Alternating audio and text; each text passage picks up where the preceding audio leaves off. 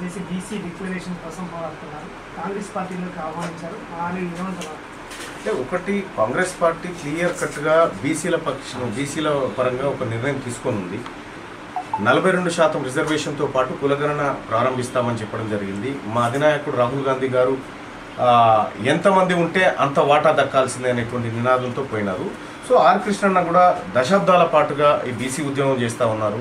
ఇవాళ Congress party clear stand తీసుకున్నటువంటి ధర్మిలా are కృష్ణన్న లాంటి వాళ్ళ ఆలోచన ఇవాళ ఈ కాంగ్రెస్ పార్టీ తీసుకున్న నిర్ణయం ఇంప్లిమెంట్ చేయడం కోసం అవసరం పడుతుంది అనేటువంటి ఉద్దేశంతో ఆర్ కృష్ణన్న గారిని రిక్వెస్ట్ చేయడం జరిగింది. మీ సేవలు అవసరం నేను చేయడం జరిగింది. ఆయన తప్పకుండా ఈ బీసీల మంచి జరుగుతుందంటే మేము తీసుకునే నిర్ణయాలు ఏవైతే ఉన్నాయో బీసీల పక్షాన తీసుకుంటాం. భవిష్యత్తులో అది ఇప్పటికిప్పుడు ఎలాంటి నిర్ణయం తీసుకోలేదు అని చెప్పి ఆయన చెప్పడం జరిగింది. అల్టిమేట్గా బీసీ ఉద్యమాన్ని బలోపేతం చేయడమే తన అంతిమ లక్ష్యం అనేటువంటి మాట ఆర్ కృష్ణయ్య గారు చెప్తా ఉన్నారు. ఖచ్చితంగా మేము నమ్ముతా ఉన్నాం. ఆర్ కృష్ణయ్య గారి ఆలోచన, కాంగ్రెస్ పార్టీ రేపు ఇంప్లిమెంట్ చేయబోయేటువంటి ఆలోచన రెండు సిమిలర్గా ఉండబోతా ఉన్నాయి. కాబట్టి ఇది ఒక మంచి పరిణామం దిశగానే పోతామని అనుకుంటున్నాం. మిగతా పార్టీలకు ఆహ్వానిస్తున్నాయి, మీరు ఏ విధంగా ఒప్పించే ప్రయత్నం చేస్తారు? అంటే ఆర్ కృష్ణయ్య గారిని మిగతా పార్టీలు ఆహ్వానించేటువంటి హక్కు లేదు. ఎందుకు చెప్తా ఉన్నంటే ఆర్ కృష్ణయ్య అంటే ఆయన ఒక సింగిల్ మనిషి కాదు.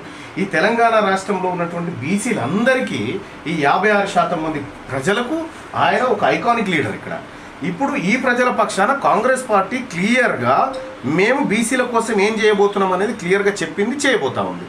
ఇప్పుడు బీఆర్ఎస్ పార్టీ తన స్టాండు ఈ కులగణన పైన, బీసీ రిజర్వేషన్ల పెంపు పైన తన స్టాండ్ ఏందో చెప్పాలి. రెండోది, భారతీయ జనతా పార్టీ ఇప్పుడు కేంద్రంలో అధికారంలో ఉంది. భారతీయ జనతా పార్టీ కులగణన విషయంలో కానీ లేకపోతే బీసీలకు చట్టసభల్లో రిజర్వేషన్ల విషయంలో కానీ ఎలాంటి నిర్ణయం ఉందో వాళ్ళు ఓపెన్గా చెప్పాలి. చెప్పిన తర్వాత ఆర్ కృష్ణయ్య గారి గడప దొక్కితే మంచిగా ఉంటుంది. లేదు మేము చెప్పకుండానే ఆర్ కృష్ణయ్య గారిని మేము మా పార్టీలోకి ఆహ్వానిస్తామంటే ఆ పార్టీలకు నైతిక విలువలు ఉండవు. ఎందుకు చెప్తా ఉన్నామంటే బీసీలకు ఉన్నటువంటి స్థానిక సంస్థల రిజర్వేషన్ను 33% నుంచి 18-17% తీసుకొచ్చింది BRS party. So BRS party ఇలా తీసుకొచ్చినప్పటికీ ఈ బీఆర్ఎస్ పార్టీని నిలువరించలేకుండా కనీసం ఈ కులగణన విషయంలో కానీ రిజర్వేషన్ల పెంపు విషయంలో కానీ భారతీయ జనతా పార్టీ ఎన్నడూ కూడా తన గళాన్ని విప్పట్లేదు, మాట్లాడట్లేదు. ఇవాళ ఈవెన్ ఆర్ఎస్ఎస్ కూడా ఒక మెట్టు కిందకు వచ్చి కులగణన చేస్తే మాకు ఇబ్బంది లేదనేటువంటి అంశం మాట్లాడుతున్నప్పటికీ కూడా స్పష్టమైన ప్రకటన లేదు. కాబట్టి బీసీ ప్రధాని అని చెప్పి మోడీ గారు చెప్తా ఉన్నారు. సో ఈ తెలంగాణ రాష్ట్రంలో ముఖ్యంగా ఇప్పుడు కాంగ్రెస్ పార్టీ అధికారంలో ఉన్నటువంటి రాష్ట్రంలో కాంగ్రెస్ పార్టీ ముందుకు వచ్చింది బీసీ కులగణన చేయడం కోసం, రిజర్వేషన్ల పెంపు కోసం.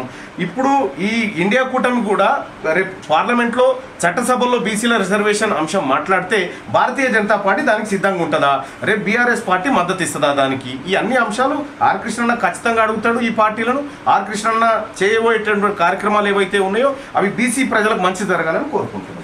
అంటే ఇప్పుడు ఉన్న పార్టీల వల్ల బీసీలకు ఎలాంటి న్యాయం జరగదు, మీకు బీసీ కుల సంఘాలకు సొంతంగా పార్టీ పెడదామనే డిమాండ్ కొట్టేసింది. ఒకవేళ సొంతంగా పార్టీ పెట్టి మీరు మద్దతు ఇచ్చే అవకాశం లేదు. అది కాదు ఆర్ కృష్ణన్న ఇంటెన్షన్. మీరు ఎప్పుడైనా చూడండి, ఆయన ఒక రాజకీయ, నేను ముందే చెప్పిన, ఆయన ఒక పార్టీకి సంబంధించిన వ్యక్తి కాదు. తెలంగాణ రాష్ట్రంలో ఉన్నటువంటి 56% బీసీ ప్రజల ఐకానిక్ పర్సనాలిటీ అని చెప్తా ఉన్నాము. ఆయన రాజకీయ కోణంలో ఎప్పుడు చూడలే, ఆయన రాజకీయ కోణంలో ఎప్పుడు చూడలే మేము కూడా. ఆర్ కృష్ణన్న ఇవాళ బతుకున్నట్టే కొండా లక్ష్మణ్ బాపూజీ ఆత్మ నడిపిస్తుందని, చాకలైలమ్మ ఆత్మ నడిపిస్తుంది, కొమరం భీము ఆ తర్వాత దొడ్డి కొమరే ఆత్మలు నడిపిస్తూ ఉన్నాయి. సో వాళ్ళ ఆత్మలు, మీరు బలగం సినిమా చూసిరు కదా, బలగం సినిమాలో కాకి ఎప్పుడు ముడుతుంది, ఈ అందరు కలపాలన్నప్పుడే ముడుతుంది. ఇప్పుడు కలిసే టైం వచ్చింది కాబట్టి బలగం సినిమా శుభానికి వచ్చింది, మంచి జరగబోతా ఉంది. ఆర్ కృష్ణన్నను పార్టీ నాయకుడుగా మేము చూడము. పార్టీ పెడితే మీరు మద్దతు ఇస్తారా? మేము అనుకుంటా ఉన్నాము. నిజంగా ఆర్ కృష్ణన్న పార్టీ పెట్టేటువంటి రోజు వచ్చినప్పుడు అప్పుడు ఆలోచించి చెప్తాం. కానీ ఇప్పటికైనా మేము బీసీ ప్రతినిధిగా ఆయనకు ఉండాల్సినటువంటి విలువ, గౌరవంతో మేము ఆయన మాట్లాడుతూ ఉన్నాం. ఆయనతో పక్కకు నిలబడి చర్చిస్తాము.